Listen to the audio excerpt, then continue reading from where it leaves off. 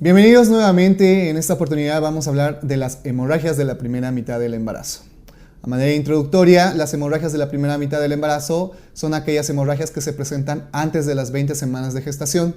Son tres patologías de las que vamos a hablar ahora: el aborto, el embarazo ectópico y la enfermedad trofoblástica gestacional. El aborto. El aborto se define como la expulsión del producto de la concepción antes de las 22 semanas de gestación o con un peso menor a 500 gramos. Esta patología también puede clasificarse en aborto precoz cuando ocurre antes de las 12 semanas de gestación o aborto tardío después de las 12 semanas de gestación. Las causas, según su etiología, pueden ser abortos espontáneos de causa natural o abortos provocados. Otra clasificación de los abortos va a ser según su recurrencia, como aborto habitual, aquellos que son 3 o más abortos continuos o 5 discontinuos, un aborto primario en la cual nunca ha existido terminación del embarazo, nunca ha habido un embarazo que ha llegado a término, y un aborto secundario en el cual ha habido el antecedente de que ha habido un embarazo con un bebé nacido vivo. Las causas, pues el aborto es multifactorial, tiene múltiples causas. A manera general, decimos que en el 60 a 70% de los casos, el aborto se debe por una alteración cromosómica o una falla genética. También como etiología tenemos los factores anatómicos, las anomalías uterinas, las malformaciones uterinas congénitas. En este caso podemos hablar de los tabiques uterinos, que son causa frecuente de abortos. Y dentro de otros factores anatómicos del útero, tenemos la presencia de tumores uterinos. Los tumores más frecuentes son los miomas. Y dentro de los miomas, los que se encuentran más relacionados con la presencia de abortos son los miomas submucosos. Los problemas endocrinológicos de la paciente. Pacientes que tienen antecedentes de hipotiroidismo son pacientes que pueden llevar a tener enfermedades o el aborto, la diabetes, la hipertensión, enfermedades crónicas en la paciente, los problemas hematológicos como el síndrome de anticuerpos antifosfolipídicos. Otras causas inmunológicas. Dentro de las causas inmunológicas debemos destacar la artritis reumatoidea, el lupus eritematoso sistémico.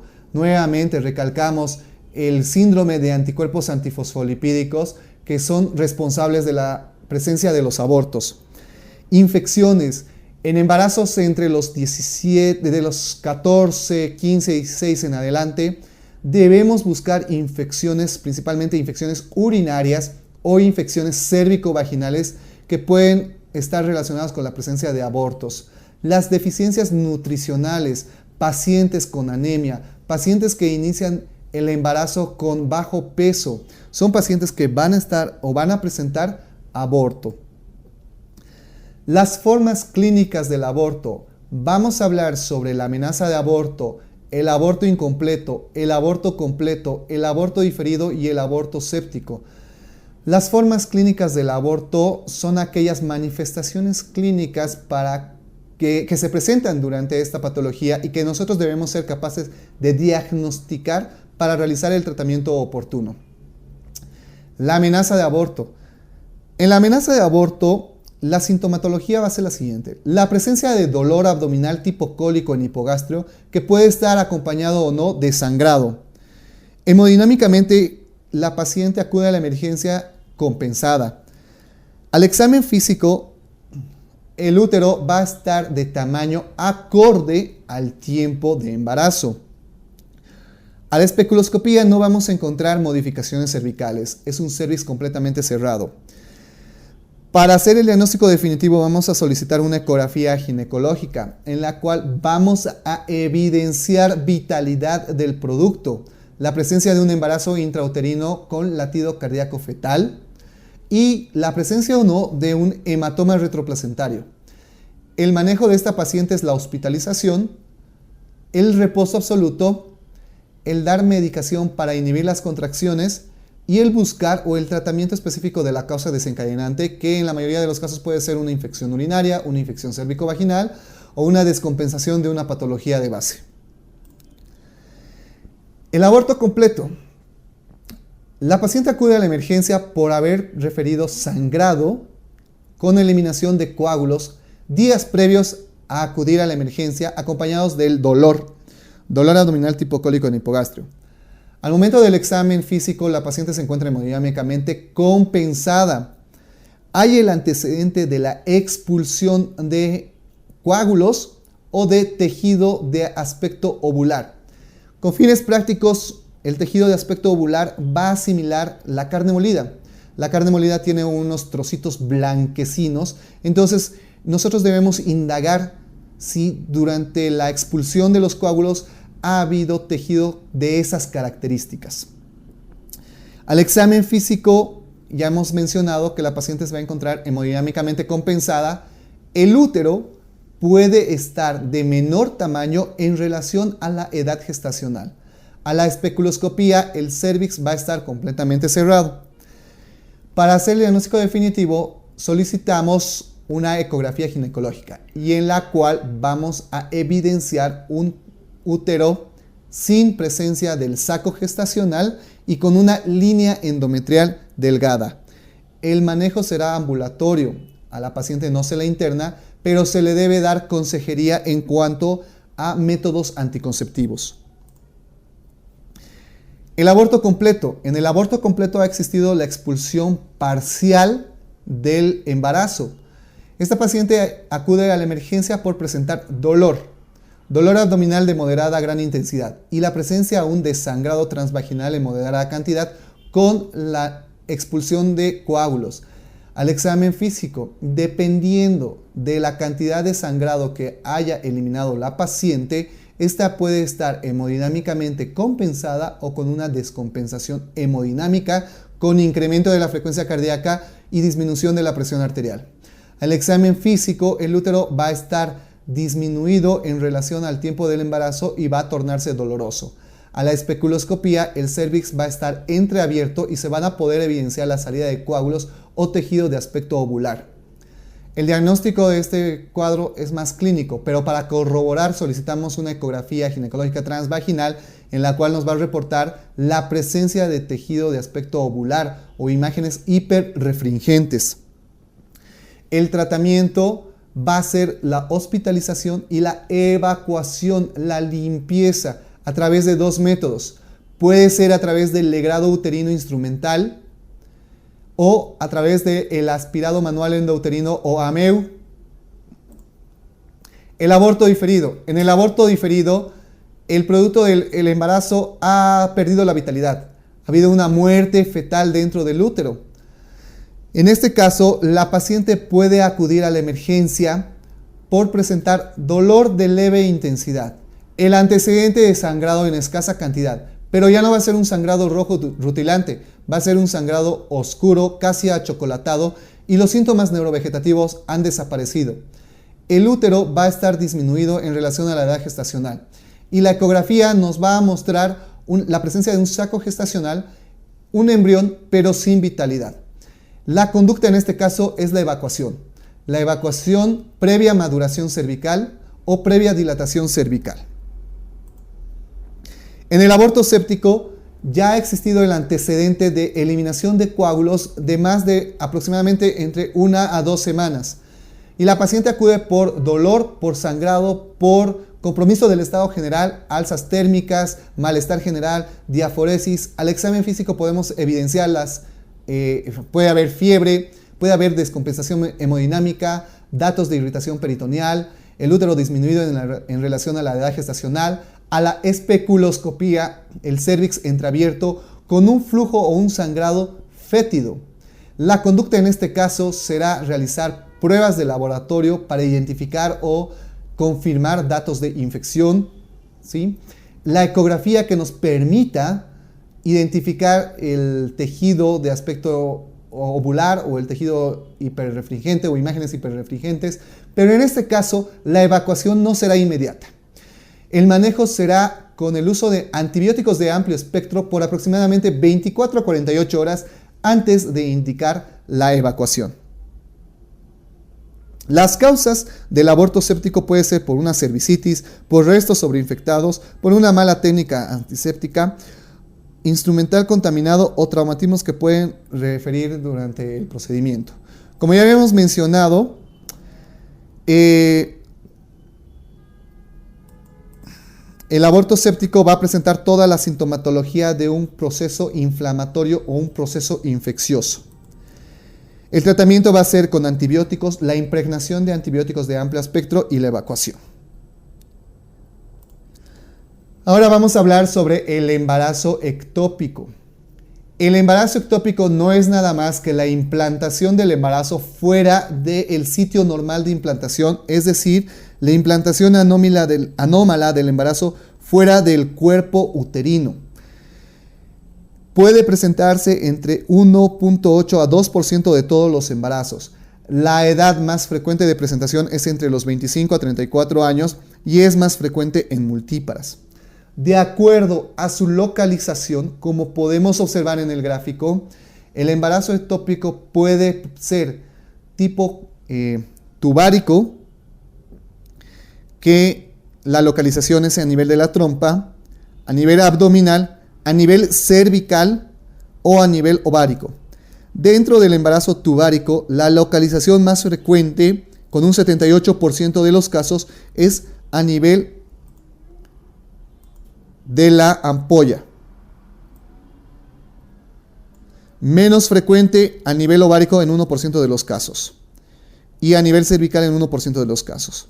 Mucho más infrecuente, con menos del 1% de los casos, a nivel abdominal.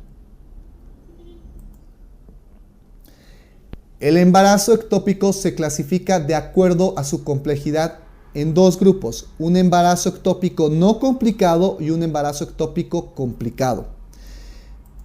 El embarazo ectópico no complicado puede ocurrir hasta la semana 7 y 8 de la implantación. Retrocedemos un poquito para hablar sobre la fisiopatología. El embarazo normalmente ocurre, o la fecundación normalmente ocurre en la trompa uterina. Y de la trompa uterina migra hacia la cavidad uterina, pero migra gracias a los movimientos ciliares que tiene la trompa uterina en su interior, gracias a los cilios que recubre el interior de la trompa uterina. Cualquier enfermedad que produzca anormalidad o lesión de los cilios de la trompa uterina van a condicionar un embarazo ectópico. Entonces, el embarazo ectópico no complicado, el embarazo ocurre y se va desarrollando durante la trompa. Ocurre hasta la 7ª y 8ª semana de gestación. La sintomatología va a ser la siguiente. La paciente acude a la clínica por retraso menstrual con sospecha de embarazo, pero con dolor. Dolor tipo opresivo o dolor tipo cólico que puede ocurrir en una de las fosas ilíacas dependiendo de la localización o en hipogastrio. Y también va a existir escaso sangrado transvaginal.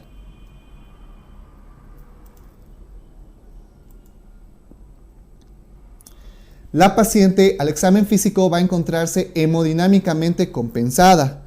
No va a existir datos de irritación peritoneal. Al examen ginecológico, y acostúmbrense siempre a realizar una especuloscopía a toda paciente ginecológica. Al examen ginecológico, un cérvix cerrado, el escaso sangrado transvaginal que puede ser oscuro, y a la palpación un útero pequeño, no doloroso, y es posible que podamos palpar masas o nódulos en uno de los dos anexos. Cuando existe la duda diagnóstica, es importante solicitar la dosificación de la gonadotrofina coriónica o la hormona del embarazo, que en los casos normales, la gonadotrofina coriónica va a duplicar su valor normal cada 48 horas. Pero en los casos de embarazo ectópico, el aumento de la gonadotrofina coriónica va a ser menor a lo normal, siendo dato de embarazo ectópico una dosificación de gonadotrofina coriónica menor a 1000 unidades internacionales por mililitro. En este caso de embarazo ectópico no complicado, el manejo tiene que ser la expulsión o la terminación del embarazo. Este manejo puede ser de dos tipos, manejo médico o manejo quirúrgico. En el manejo médico podemos utilizar el Metrotexate. Las indicaciones para el uso del Metrotexate son la tumoración anexial menos de 3.5 centímetros, deseos de fertilidad futura, una gonotrofina baja, una masa tubárica intacta sin datos de irritación peritoneal o de desestabilización hemodinámica, casos seleccionados de embarazo cervical y coronal. Las contraindicaciones para utilizar Metrotexate para el embarazo ectópico es la disfunción hepática, enfermedad renal, úlcera péptica activa, alteraciones de la coagulación, actividad cardíaca fetal presente. Debemos recordar que el uso del Metrotexate nos va a dar una tasa de éxito de aproximadamente del 70%. El manejo quirúrgico del embarazo ectópico no complicado es a través de la laparoscopía. Y en la laparoscopía debemos realizar la salpingostomía, es decir, la apertura de la trompa uterina, la evacuación del embarazo ectópico, y en muchos de los casos no se vuelve a cerrar la trompa uterina, se deja abierta, que cicatriza de manera espontánea. El otro manejo debe ser por laparotomía, que también se puede hacer la salpingostomía. En caso de que la fertilidad no esté requerida, que ya la paciente haya tenido varios hijitos y la paciente desea ya no tener más hijos, se puede recurrir a la salpingectomía, la extirpación completa de la trompa.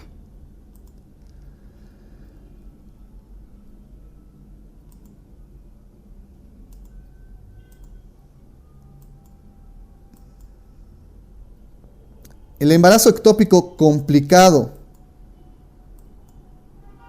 En el embarazo ectópico complicado existe ya la ruptura de la trompa uterina. El embarazo ectópico complicado usualmente ocurre entre la 7ª o 8ª semana o posterior a las 8 semanas de gestación. El dolor va a ser un dolor intenso, localizado o generalizado en todo el abdomen. Va a existir sangrado transvaginal y en este caso las pacientes van a tener compromiso del estado general. Estamos hablando del embarazo ectópico complicado. La paciente puede encontrarse con datos de descompensación hemodinámica, datos de irritación peritoneal, resistencia muscular, disminución de los ruidos hidroaéreos, signo de Proust, de Frankl, omalgia derecha presentes y podemos tener culdocentesis positiva. La culdocentesis es la punción del fondo de saco de Douglas en la cual vamos a obtener sangre, pero la característica más importante de la sangre que hallamos en la culdocentesis es de que es sangre que no va a coagular. El tratamiento es netamente quirúrgico. El tratamiento quirúrgico podemos realizar cirugía conservadora o cirugía radical. La cirugía conservadora será por laparoscopía, que son procedimientos mínimamente invasivos. La laparoscopía permite realizar la salpingostomía. Identificamos la ruptura del embarazo ectópico, vemos que la trompa no está explotada en su totalidad y se puede hacer la evacuación del embarazo, la remoción de los coágulos, el control de la hemostasia y dejar la trompa intacta. La cirugía radical significa la salpingectomía. Ingresamos también por vía laparoscópica para identificar el embarazo ectópico, para la remoción del embarazo ectópico, sacar el embarazo ectópico, limpiar los coágulos y revisar que todo el aparato genital esté funcionando adecuadamente. En los casos en los que debemos hacer la laparotomía se realiza cuando la paciente se encuentra hemodinámicamente inestable, no nos da tiempo a realizar la laparoscopía. En casos de que haya inexperiencia o falta de procedimientos laparoscópicos o cuando la laparoscopía se torna dificultosa. Y finalmente hablamos de la enfermedad trofoblástica gestacional. La enfermedad trofoblástica gestacional se trata de un conjunto de enfermedades caracterizada por la proliferación excesiva hidrópica anormal de tejido placentario de causa multifactorial, cuyo diagnóstico y tratamiento oportuno previene la malignidad. La enfermedad trofoblástica gestacional puede clasificarse en 3 grupos: la mola hidatiforme, la mola invasora y el coriocarcinoma. A su vez, la mola hidatiforme se subdivide en mola parcial y mola completa. La fisiopatología de la enfermedad trofoblástica gestacional podemos revisarla en el gráfico.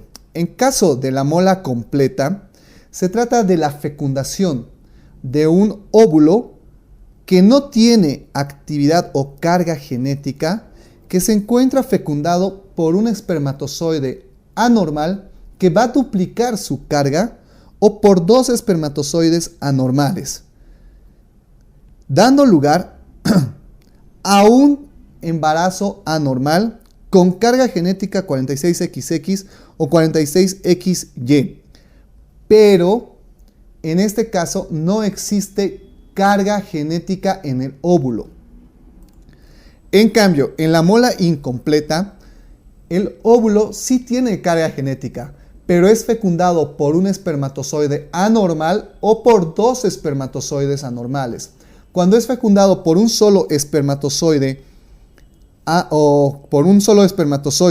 este mismo espermatozoide va a duplicar también su carga genética, dando lugar a un embarazo 69XXY o 69XXX. Cuando es fecundado por dos espermatozoides anormales, va a dar lugar a un 69XXY. Pero debemos recalcar que la fecundación está dada por un óvulo anormal con carga genética y un espermatozoide o dos espermatozoides anormales. En esta gráfica podemos observar las características clínicas y patológicas diferenciales tanto de la mola completa como de la mola parcial. La mola completa ocurre en el 0.3 al 1% de los casos. Ya habíamos dicho que su cariotipo es diploide, 46XX o 46XY. El origen es paterno. El problema es el espermatozoide anómalo con un óvulo sin carga genética. La hemorragia vaginal en el 80-90% de los casos es abundante. Al examen físico, el útero va a estar de mayor tamaño en relación a la edad gestacional. Va a presentar sintomatología de toxemia, es decir, hipertensión arterial. Va a haber mayor presencia de náuseas y vómitos. Las vellosidades coriales se encuentran afectadas en un 100% de los casos. La hiperplasia trofoblástica va a ser difusa. La dosificación de gonadotrofina coriónica, que va a ser nuestro parámetro para hacer el seguimiento de la enfermedad, va a estar muy elevada. Va a haber ausencia de tejido embrionario. En este caso no se desarrolla embrión, ya que la carga genética de la mamá está ausente. En el 15% de los casos, 15 a 20% de los casos, la mola completa puede malignizarse y el diagnóstico ecográfico se realiza en el 95 o 98% de los casos. En contraste, la mola parcial es más frecuente, el cariotipo es tripoide, el origen es mixto, el sangrado vaginal va a ser menos que el de la mola completa, el útero puede o no puede estar aumentado de tamaño en relación a la mola completa. Los datos de hipertensión arterial sistémica o de hipertensión inducida por el embarazo van a ser menos frecuentes que en la mola completa. Asimismo, las náuseas y los vómitos también van a ser menos frecuentes en la mola incompleta. La cantidad o el porcentaje de vellosidades coriales que se encuentran afectadas por la patología va a ser menor del 50%. La hiperplasia focal que ocurre a nivel placentario va a ser focal. La gonadotrofina coriónica, si bien va a estar aumentada y también va a ser un patrón de referencia, no va a estar tan aumentada como en la mola completa. Puede en este caso existir tejido embrionario porque sí hay carga genética del óvulo fecundado. La malignización hacia el coriocarcinoma es excepcional y el diagnóstico ecográfico puede realizarse en un 20% como mola parcial y en un 80% como un aborto o como un huevo anembrionado. El diagnóstico de la enfermedad trofoblástica gestacional, ya hemos mencionado, va a ser clínico, ecográfico y con dosificación de gonadotrofina coriónica. Clínica, el sangrado transvaginal. Sangrado transvaginal con eliminación de vesículas. Dolor abdominal. Puede existir náuseas y vómitos exagerados. Puede haber datos de hipertensión arterial o datos de hipertiroidismo. La ecografía nos va a reportar una imagen en panal de abejas, como vemos en el gráfico, que está representado por la presencia de estas vesículas. Múltiples vesículas que dan el aspecto de panal de abeja o de racimos de uvas. La dosificación de la gonadotrofina coriónica, que va a ser nuestro parámetro o nuestro patrón, inclusive para hacer el seguimiento después del tratamiento, en casos de enfermedad trofoblásica gestacional, va a ser mayor a 100.000 unidades internacionales litro. El tratamiento de la enfermedad trofoblástica gestacional es la evacuación. La evacuación que puede ser por AMEU, el aspirado manual endouterino, o por legrado uterino instrumental. Dependiendo de las condiciones en las que nos encontremos, dependiendo del instrumental con el que estemos trabajando, pero idealmente debemos hacer el aspirado manual endouterino, porque disminuimos el riesgo del sangrado. Con el legrado uterino instrumental aumenta el riesgo de un sangrado y que el procedimiento pueda terminar en una histerectomía. Y lo más importante para la enfermedad trofoblástica gestacional es el seguimiento. Después de haber realizado la evacuación, se debe realizar seguimiento con dosificación de gonadotrofina coriónica, primero cada semana, hasta la negativización de los valores de gonadotrofina. Una vez que tenemos negativizados por lo menos 3 gonadotrofinas 3 semanas sucesivas, debemos realizar el seguimiento cada 6 meses hasta el año. Una vez que hemos completado el seguimiento cada 6 meses con niveles de gonadotrofina muy bajos o negativos para embarazo, debemos realizar el seguimiento cada año. Otra manera de realizar el seguimiento es a través de ecografías cada 6 meses, con el objetivo de identificar lesiones tipo vesiculares. De no hacer el seguimiento, la evolución natural de la enfermedad es hacia el coriocarcinoma o el cáncer placentario, que tiene una alta mortalidad.